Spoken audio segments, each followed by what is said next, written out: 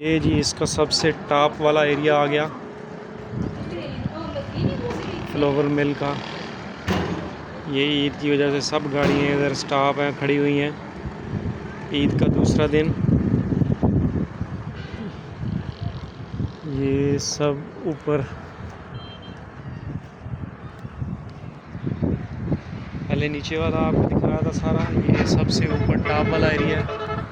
ये panel system लगा हुआ है जिधर से इलेक्ट्रिक, ये सब प्लेटें लगी हुई हैं।